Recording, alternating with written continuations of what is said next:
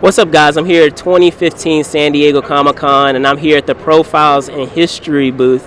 I'm here with Kathy McCune and Joe Maddalena. How you guys doing? We're doing great. How are you? I'm doing good. All right. So I understand that here at the Profiles in History booth, the big talk the big buzz has been the blockade runner from Star Wars, and it's from your late husband's work. So can you talk a bit about how the collaboration came together to make this possible? Because I know in prior years, you had a focus on other things such as like costumes or what have you. Every year we try to do something different. Like one year we had a Stan Winston tribute booth. One year we had the DeLorean Back to the Future. Right. We raised all the money for Michael Fox for Parkinson's research. And this year we thought, with Star Wars obviously being the year, of the movie coming out, it was a great opportunity to showcase the MCCUNE's work, introduce their new product line, and also show the old stuff and give the fans an opportunity to see the first filming miniature you see in the history of Star Wars. It's the first moment when we've all seen the movie. This is the ship, right? And then we even have the Academy Award that her husband won, Grant, for Star Wars. So it's kind of like we're co-promoting each other's businesses, and we're also giving fans an opportunity to see these things, and this is something they can actually buy. Wow, cool, awesome. So with that said, a lot of folks, aside from the work that your husband did with the blockade runner, the organization MCCUNE MasterWorks has done tons of other films as well. So can you talk a bit, for those who may not be familiar with the work, what the other projects that you guys have done as well? Well, it was MCCUNE Design that did most of the films, and Star Trek, Spaceballs, other films and commercials, Sphere, Daylight, and quite a few. Yeah. He's got quite a few films under his belt. Yeah. X-Men, that's Can't right. Forget. U571. U571. Thank you. Yeah, I was thinking way back. She's new to this. Yes, I am. I'm a newbie. Okay. Yeah. All right. So also, with that being said,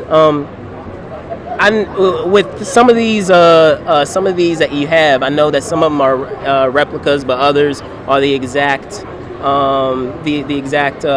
miniatures that were used. So, which ones do we have here that are the exact miniatures versus ones that were replica? Well, the only replica that's really here is the U-boat. Okay. So that was actually built a year after production. Gotcha. It was built by the same person who built the original one that went back to the studio. So they wanted to have one for their archive. So built by the same person, same mold, same paint scheme. So it's an identical copy that they kept for their archives. Gotcha. And everything else here is real. I mean, the X-Jet they built it for X-Men, and it was digitized. So that was the digital reference from which they digitized it. So, everything else. And then they have, obviously, their pieces that they build today. They build these amazing animatronic things, and there are other special things that we just have on exhibit, like the X-Wing and the TIE Fighter, that were built again at the time for their use to showcase their work. Okay.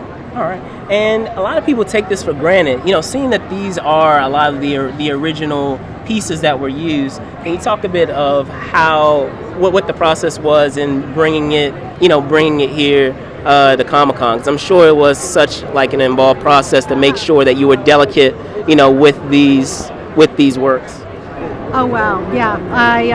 I talk about these works, bringing these like they're my children. So I was really I have two children, but these are my other children, and because they've been around for so long, my husband pretty much squirreled away the blockade runner. It's been in the family for many years.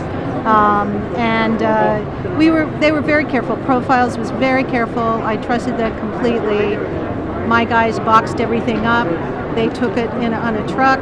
They watched it. I felt very good about the transportation. But I have to say, I breathed easily when I came here this morning. She saw it all in one piece. I saw it all in one piece. Yeah. All right. So, lastly, in closing, you were discussing that some of these pieces, or say many of these pieces, are things that people can buy. So, when will they be available for those collectors out there? So this auction will be in the end of September, early October. and we'll have several thousand items. But the highlight obviously will be this. I mean, this is probably the most important Star Wars filming miniature that's ever been sold. We sold the TIE Fighter that was Richard Edlund's, who also won an Academy Award with Grant. His name is on that Academy Award as well, for close to $400,000, probably 7 or 8 years ago.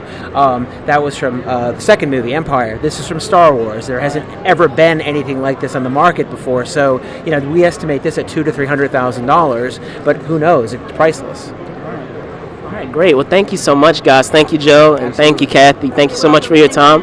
All right, well, there you have it, Real Filmers. I'm again here at 2015 San Diego Comic-Con. I'll see you soon.